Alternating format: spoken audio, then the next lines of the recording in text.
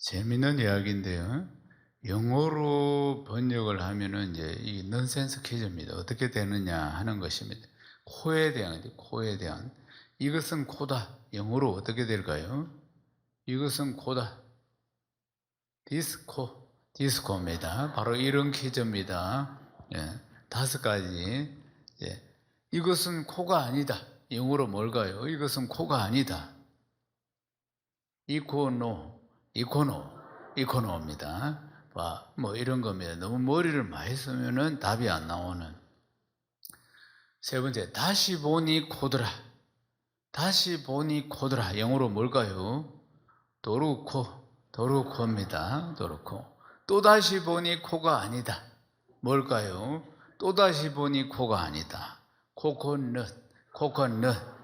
마지막입니다. 얻어맞아 터질 코. 뭘까요? 얻어맞아 터질 코. 사망코. 오늘 은혜 받는 비결은 말씀을 나에게 주시는 말씀으로 아멘하고 받으면 역사가 일어납니다. 우리가 살면서 좋은 멘토, 좋은 스승을 만나는 것은 큰 축복입니다. 인생에 이제 만남의 3대 축복이 있는데 부모님 잘 만나는 것, 배우자 잘 만나는 것, 그리고 또 스승, 멘토를 살면서 잘 만나는 것, 이게 큰 축복인데 오늘 말씀에 나오는 주인공이 요람이라는 왕입니다. 이 요람이라는 왕이 어떤 멘토를 두고 어떻게 선택해서 이 인생이 어떻게 어려워졌는가, 또 어떤 선택을 해야 했었던가 하는 부분에 대한 말씀을 들으면서 큰 은혜와 큰 깨달음이 있기를 주님의 이름으로 축원합니다. 요람 왕입니다. 요람 왕은 두 가문과 연결이 되어 있습니다. 첫 번째는 다윗 가문입니다. 그 아버지가 여호사밧입니다. 여호사밧 왕의 아들이에요. 그러니까 여호사밧은 통치를 잘한 왕이죠. 그러니까 다윗의 가문이에요. 그러니까 여호사밧의 아버지의 뒤를 이어가지고 남유다의 왕이 되었습니다. 여호사밧 기억에 나는 아주 중요한 장면들이 있죠. 연합군들이 적들이 쳐들어왔을 때 군인들을 앞에 세운 게 아니고 찬양대를 앞세운 왕. 그래서 하나님 앞에 찬양하며 나아갈 때 하나님이 역사하셔가지고 그 전쟁을 완전히 이기게 만들어요. 전쟁은 여호와의 것입니다. 그러니까 얼마나 믿음이 좋은 왕이었는가 하는 것을 볼 수 있습니다. 그런데 이 여호사밧 자기 아버지 다윗의 가문이 하나 있고, 이 요람 왕에는 또 하나는 이스라엘 왕 오므리 가문이 자기에게 또 있습니다. 오므리 가문은 그러니까 이스라엘 역사의 가장 악한 왕 아합 왕의 가문을 이야기하는 것입니다. 근데 왜 요람이 이 악한 아합 왕의 가문과 연결이 되었느냐? 여호사밧이 일생일대에 실수를 한 게 뭐냐면은 이 아합의 딸하고 결혼을 시켰다, 자기 아들을, 요람을. 그러니까 자기 아내가 누구였느냐면 아달랴, 아합의 딸이었다는 사실입니다. 그러니까 여호사밧은 자기 아버지가 그렇게 결혼을 시켜서 선택이 두 개입니다. 아버지가 여호사밧이 길을 갈 것인가, 아니면 장인인 아합 왕 무상숭배하고 배역한 저 길로 갈 것인가. 그러니까 두 사람이 다 멘토가 되었다는 사실입니다. 우리도 마찬가지입니다. 우리가 인생을 살면서 항상 선택의 기록에 놓이게 되죠. 이것이냐 저것이냐, 무엇을 선택할 것인가. 항상 선택의 기로에 놓이고 그 선택의 결과는 무조건 책임을 지는 것입니다. 오늘 내 삶의 이러한 모습들은 지나간 선택의 결과의 열매들인 것입니다. 신명기 30장 15절을 읽어보십시다. 보라, 내가 오늘 생명과 복과 사망과 화를 내 앞에 두었나니. 아멘. 항상 우리의 인생길에는 생명과 복과 사망과 화가 있다, 이 말입니다. 항상 두 가지가 있다는 것입니다. 생명과 복이 있고 사망과 화가 우리 앞에 항상 놓여 있다는 사실입니다. 사랑하는 여러분, 신약 성경에 가면은 또 이렇게 표현을 합니다. 로마서 8장 6절입니다. 육신의 생각은 사망이요 영의 생각은 생명과 평안이니라. 아멘. 그러니까 육신의 생각, 우리가 육신의 생각은 전부 사망이요 영의 생각은 생명과 평안이라. 우리 안에는 항상 육신이 주는 생각이 있고 육신이 주는 생각, 내 생각도 다 거기에 들어갑니다. 성령께서 주시는 생각이 있고 하나님이 우리에게 주시는 생각이 있다 그 말입니다. 그리고 우리 앞에는 항상 생명의 복이 있고 사망과 화가 있다. 항상 두 가지 길이 존재한다는 것을 기억해야 하는 것입니다. 그러니까 우리가 육신의 정욕과 안목의 정욕과 이 세상의 자랑, 육신이 좋은 쪽을 선택하면 사망이라 성경은 그렇게 말씀하는 것입니다. 영의 생각, 성령께서 주시는 생각은 생명과 평안이라. 할렐루야. 사랑하는 여러분, 그러나 육신이 주는 생각이 훨씬 강하다는 것을 기억해야 합니다. 얼마나 그 유혹이 강한지 모릅니다. 사랑하는 여러분, 영의 생각이라는 것은 내 생각과 다를 수 있습니다. 많이 다를 수 있습니다. 하나님이 주시는 생각과 내 생각이 많이 다를 수밖에 없습니다. 하나님은 온 우주를 창조하신 창조주이시고 나는 이 땅에 그냥 두 발로 살다가 사라지는 인생인데, 그러니까 생각이 다를 수밖에 없는 것입니다. 사랑하는 여러분, 우리가 선택을 할 때마다 이게 내 생각인가 육의 생각인가 아니면 성령께서 주시는 생각인가 하나님이 기뻐하시는 생각인가 잘 분별해야 할 줄로 믿습니다.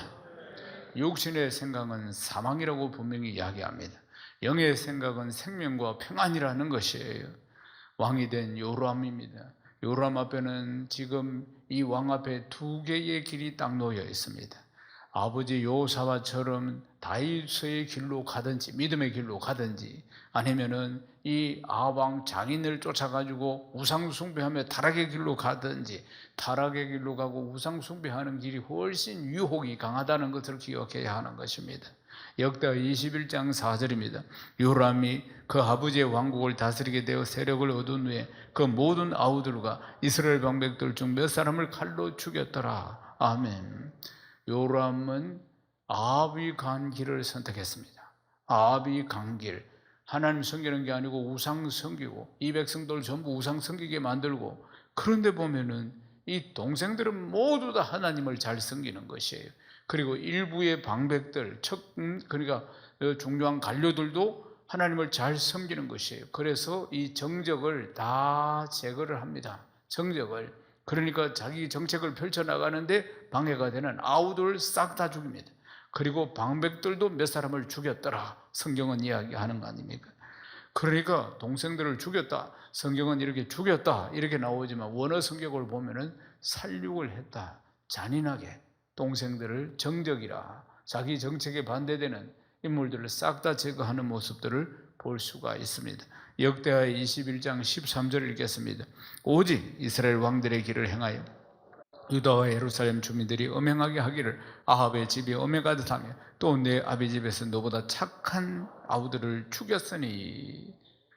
그러니까 이건 누가 지적했느냐면 선지자 엘리야가 지적을 한 것입니다. 선지자 엘리야가 요람을 책망하는 것입니다. 요람을 책망할 때 너보다 착한 아우들, 여기서 너보다 착한 아우들이라는 포커스는 도덕적인 부분이 아니고 우상 숭배를 가지고 이야기하는 것입니다. 지금 우상 숭배를 가지고 지금 이야기하니까, 그러니까 요람은 악하고 하나님을 섬기지 않고 우상 숭배겠다고 달라들었으니까 악하고 그게 훨씬 더 재밌고 훨씬 쾌락이 강하고, 그러니까 그쪽을 선택했고, 그러니까 동생들은 반대를 하고, 그러니까 싹 다 죽였다. 너보다 착한 아우라는 것은 바로 이런 종교적인 관점에서 그렇다는 것입니다.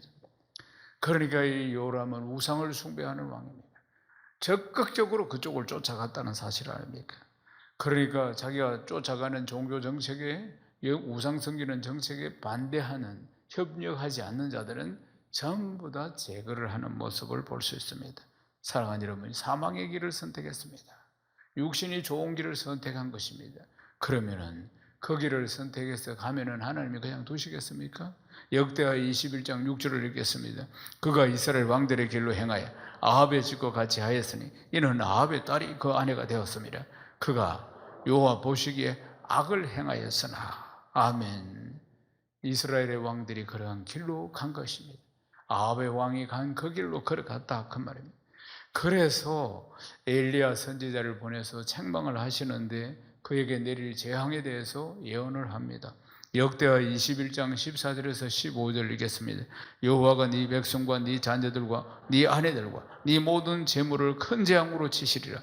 또 너는 창자의 중병이 들고 그 병이 날로 중하여 창자가 빠져나오리라 하셨다 하였더라. 아멘. 그래서 하나님께서 징계를 내렸는데 창자의 병이 들었습니다. 상자가 골마서 터지는 것이, 그리고 나서 8년 되었을 때 창자가 빠져나와서 죽게 되는 비참한 최후를 8년 동안도 고통 속에서 살다가, 그리고 8년 되었을 때는 창자가 밖으로 빠져나와서, 그래서 이 왕이 죽게 된 것입니다. 그러니까 육신이 죽었습니다. 그러면 육신이 죽으면 끝납니까? 그렇지 않습니다. 한 번 죽는 것은 정한 것이고 그 다음은 심판을 받습니다. 영원한 죽음으로 떨어지게 된다는 사실입니다.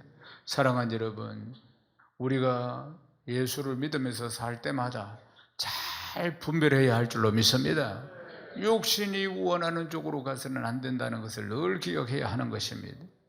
사랑하는 여러분, 여호사밧 자기 아버지가 보여준 하나님을 경외하는 길로 갔어야 하는 것인데, 그러나 이 아내를 쫓아가지고 그래서 우상 숭배하는 쪽으로, 그쪽으로 갔다는 사실입니다.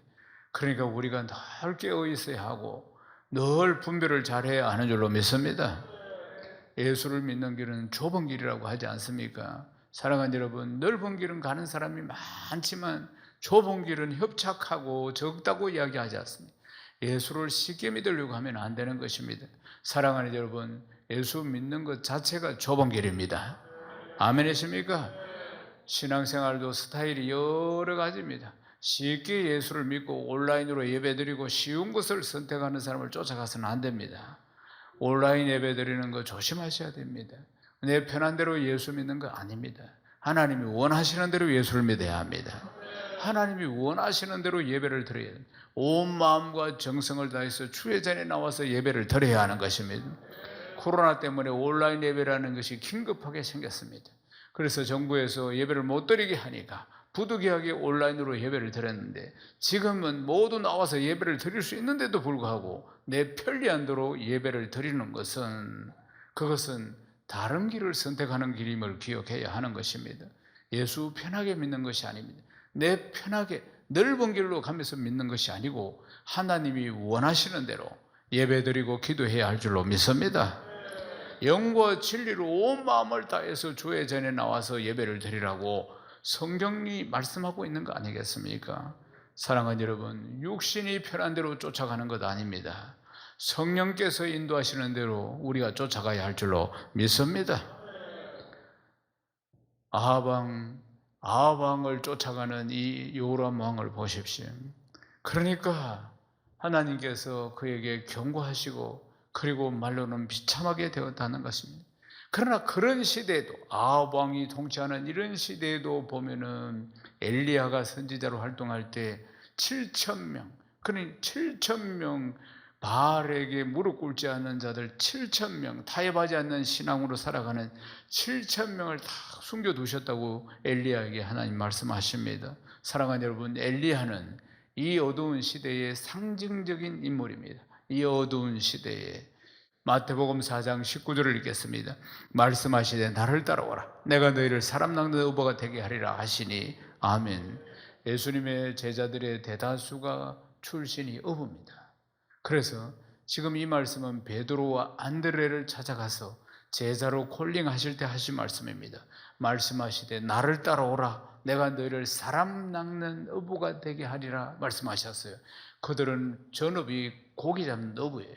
낚는다는 게 뭔지를 너무나 잘 아는데, 지금부터는 고기가 아니고 사람을 구원하는, 사람을 낚는 어부가 되게 해주겠다. 그러니까 말귀를 딱 알아듣고, 그러니까 지금 현재 고기를 잡으기로 거물을 정리하고 던지고 있던 그 손을 전부 다 놓고 그대로 쭉 따라오는 모습을 볼 수가 있습니다. 사랑하는 여러분, 우리 주님이 참 스승이십니다. 예수를 믿는다는 것은 무슨 뜻인가? 그분의 가르침을 쫓겠다는 것입니다. 그분의 가르침을 쫓고 그분의 삶을 쫓아가겠다는 것입니다. 그게 예수를 믿는다, 그 말씀입니다. 사랑하는 여러분, 예수님을 쫓아가는 것은 좁은 문으로 가는 것이며, 그리고 날마다 십자가를 지고, 그리고 내 정과 욕심을 십자가에 못 박고 예수님을 따라가야 하는 것입니다. 마태복음 16장 24절을 읽겠습니다. 이에 예수께서 제자들에게 이르시되 누구든지 나를 따르거든 자기를 부인하고 자기 십자가를 지고 나를 따를 것이냐. 아멘.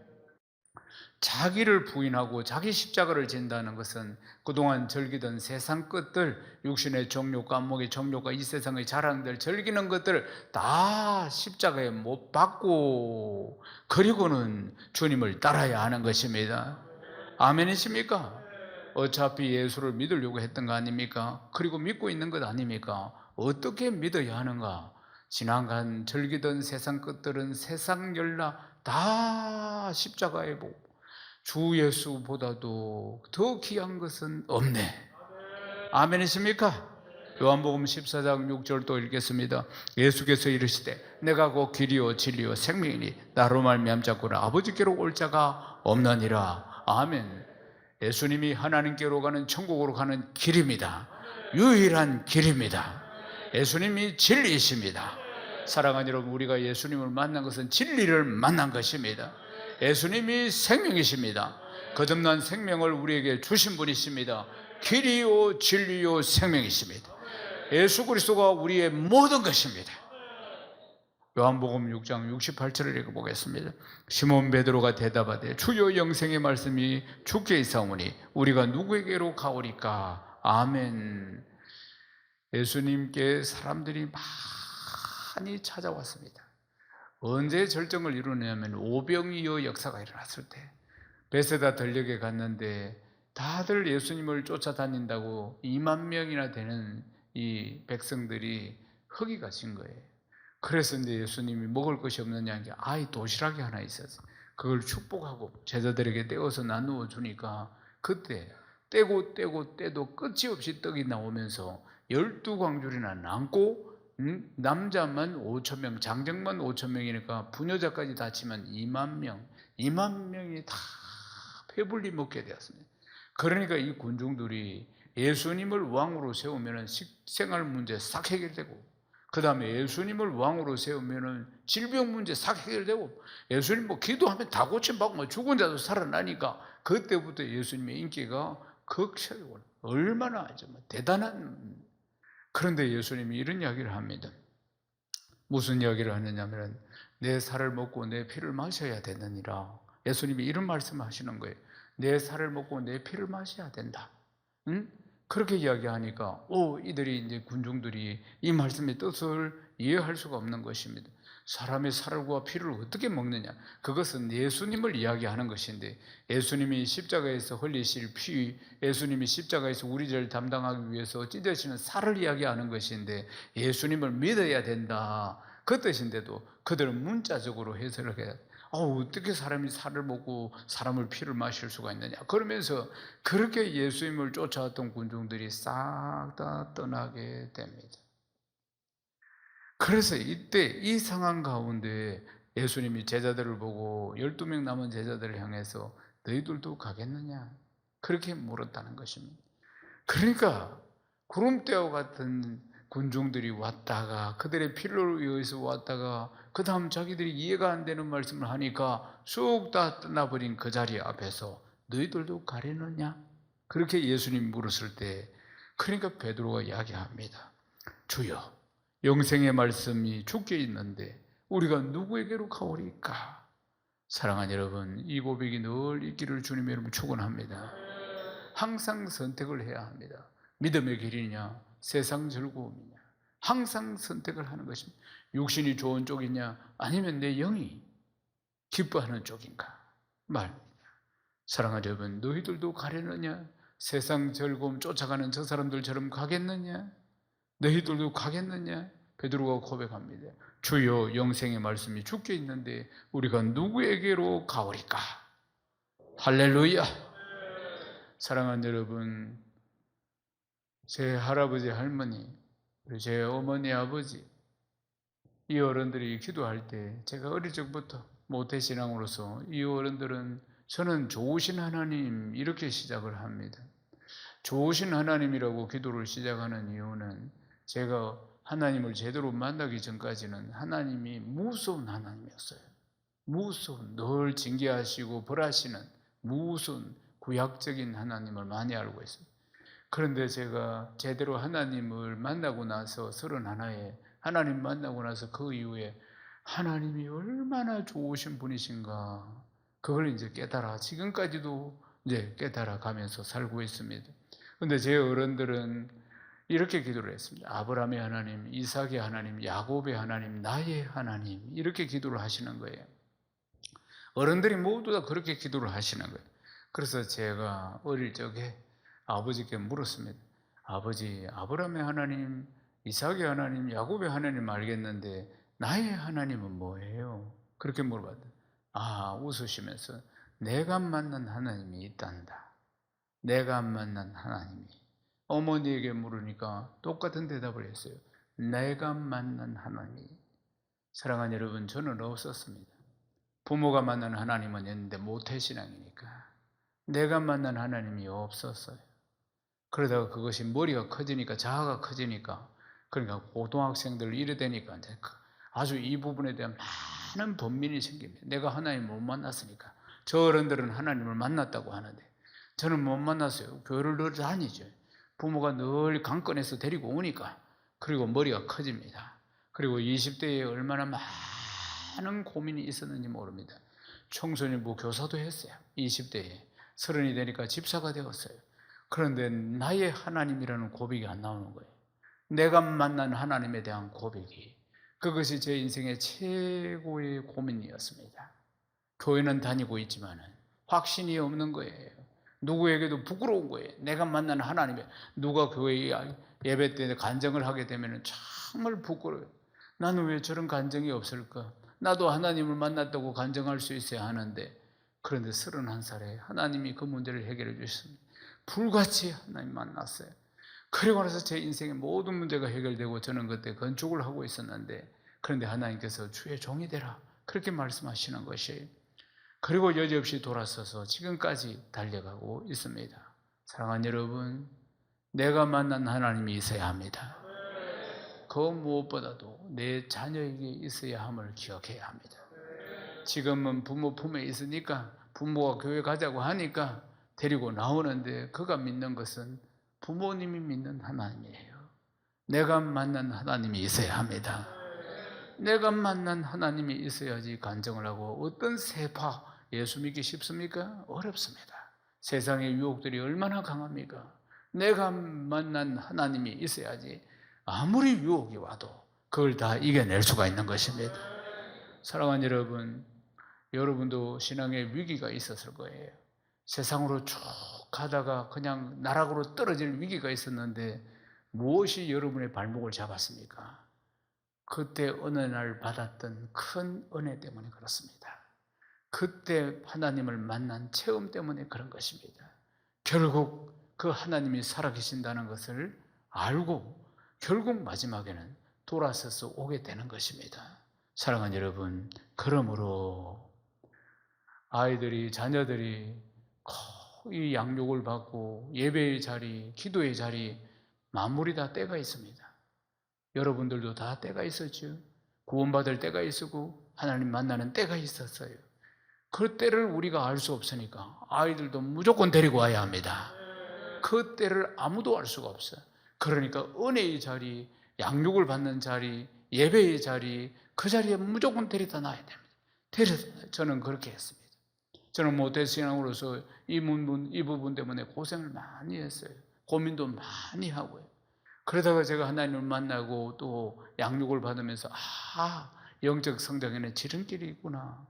이렇게 양육을 받고 이렇게 할 때 하나님 만나고 단단한 신앙으로 세워지는구나. 그래서 우리 교회에 이렇게 양육이 잘 되어 있는 것입니다. 사랑하는 여러분, 말씀을 마무리하겠습니다. 언제나 선택해야 합니다. 세상이냐 하나님이냐, 생명이냐 죽음이냐.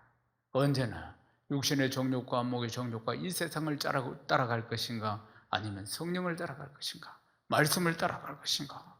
영생의 말씀이 주께 있사오니 우리가 누구에게로 가오리까. 사랑하는 여러분, 베드로의 고백이 나의 고백 되시기를 주님의 이름으로 축원합니다. 일평생 선택하면서 살아야 합니다. 그리고 그 선택의 책임은 나에게 있는 것입니다. 항상 영안을 밝게, 그리고 항상 분별을 잘 하시고 주님을 쫓아가고 믿음의 주요 온전케 하시는 주 예수 그리스도만을 딱 바라보고 달려가시기를 주의 이름 축원합니다. 영광의 나라에 이를 때까지 수많은 간증들이 여러분들 삶 가운데 넘치기를 주님의 이름으로 축원합니다.